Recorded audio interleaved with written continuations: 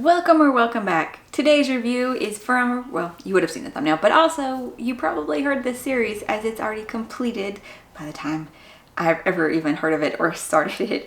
And it got the Netflix adaptation last year, which is a whole nother conversation to be had in and of itself, so we won't even touch on that today.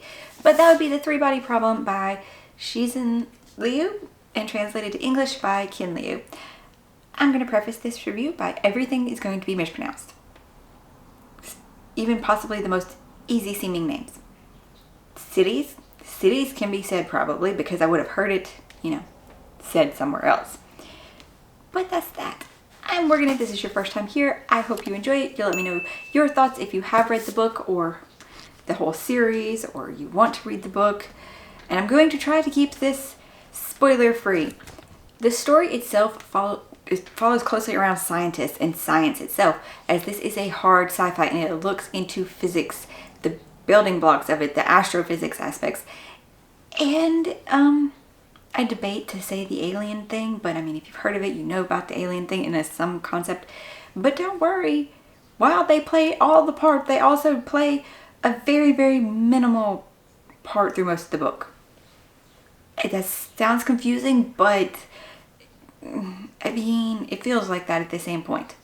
Because this is a story on Earth of the humans and everything.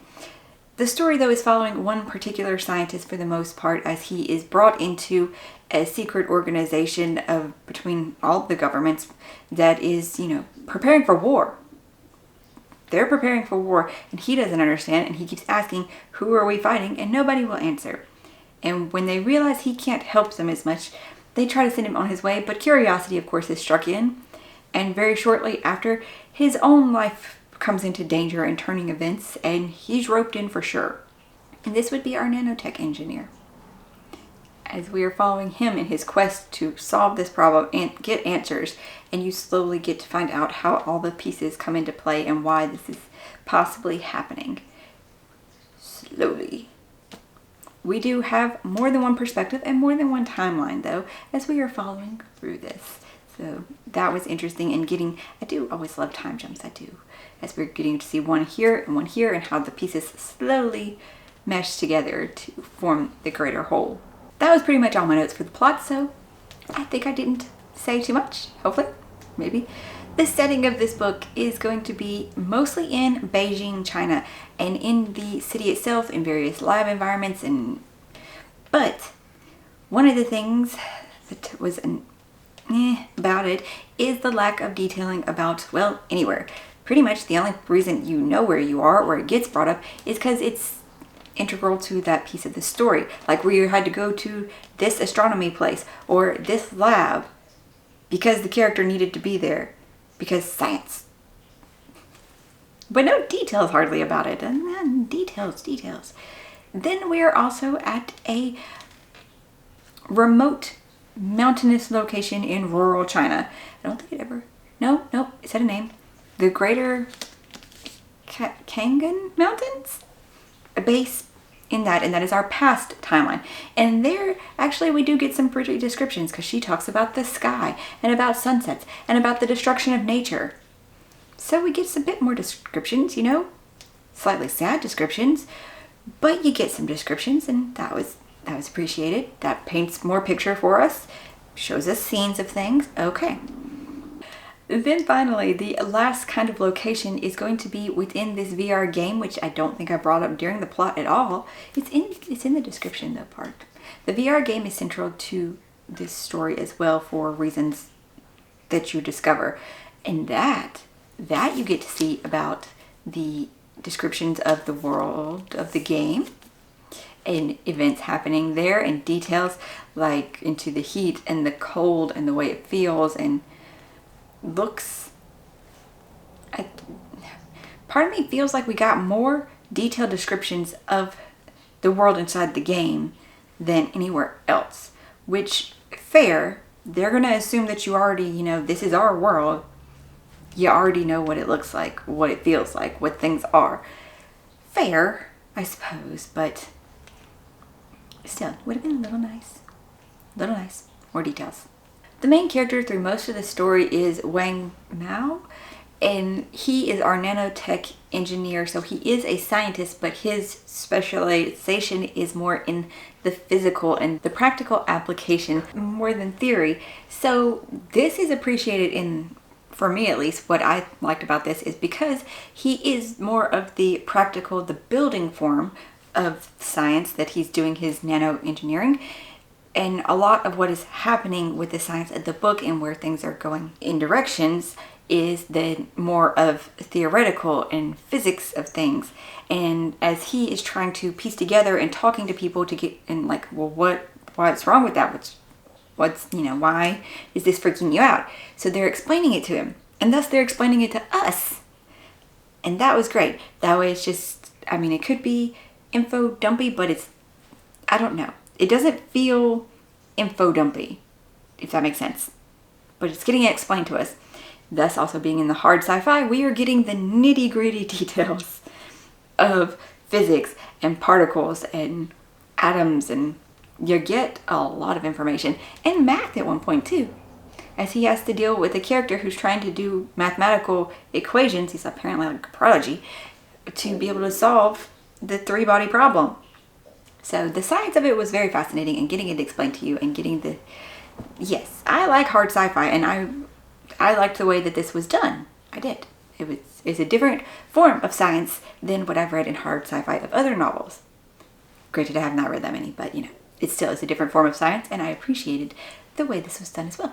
Our other main character that we start in 1967 at the very beginning of the novel is going to be Yi Weiji. Yi is the character, though, that we follow in the past until we do, encounter her in the present, but we never follow her perspective except maybe one more chapter into the present. It is her pain, what she had to witness during the Cultural Revolution, who she lost, the attacks on education and science, and what she had to go through, and seeing the devastation of nature that shaped why everything will happen. With her, while you understand she went through something horrible, she never had the time to grieve, to process, to heal.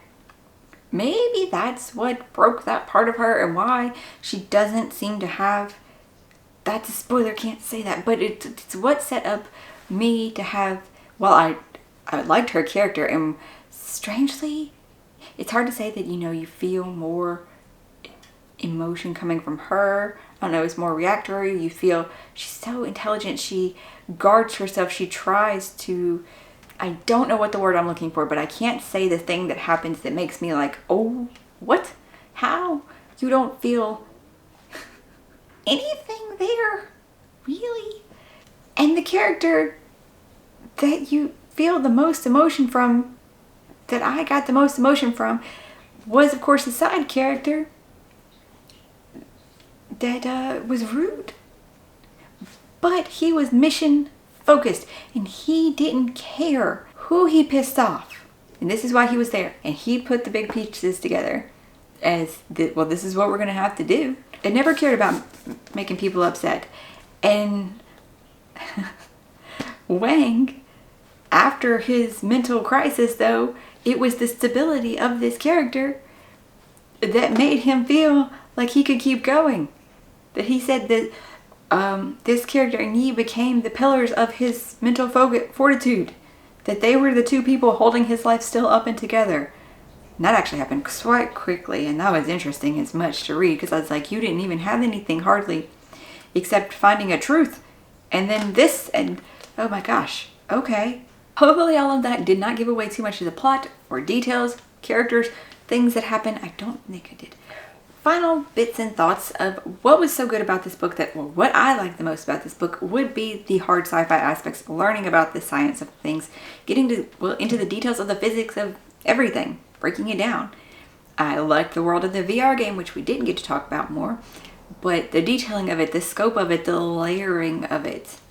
Our side character that I talked about, I never even said his name, rude and gruff, but totally on brand and on mission. You always need a character like that. Otherwise, things are going to go, things are going to go bad. The listener side, not going to go into that anymore, but just to say that getting that piece, which sure they should not have had that much detail, but getting that piece That was great. What I didn't like quite so much though was that we didn't get as much emotion or, I don't know, feeling. Growth wouldn't be the right word. This was not a character growth type of story, but just depth to them even. Could have had more of that. This could be a cultural thing or a translational. I really feel it's probably more cultural or just his writing style. Or if we can't have more of that, maybe more detail of our settings. It doesn't have to be super flowery. Give me enough to picture it in my head at least. Give me enough to feel like I'm there with the characters. I can feel the scene. An audiobook might have helped with that more, but who could say? Now that the show's come out, of course, then there's that. You could picture it sort of through that. Only in a sort of lens, though. Overall, though, it's going to be a 4-star read, and I am definitely looking forward to going into the next one, as especially I've kept hearing that the second book, it just gets better. It's like where the most of the things start. Like people were like, this is like a prequel because it only sets you up for the big thing that's going to happen. I'm like, well, interesting. And also found out from the beginning of this book that there is a book from before somehow this. It's not tied imminently into the story, but something about ball lightning, which is an invention. I think it was actually called that. And one of the characters in this is in that book, because it even says you could see more of his story in that. And I think it must take place before this because they mentioned that in this book as a potential something. I did not cover this as fast as I thought I did, as apparently the camera timed itself out during the middle of my outro. Don't rub your face on that. You could also probably hear the crunching in the background. Okay. I hope you're finding something great to read today, that you enjoyed this. You'll subscribe. Leave me your thoughts and feelings in the comments about if you've read the book or haven't read the book yet. What you think is going to happen in the next one if you've only read the first one. I hope you're having an excellent day, finding something great to read, and I'll see you in the next one.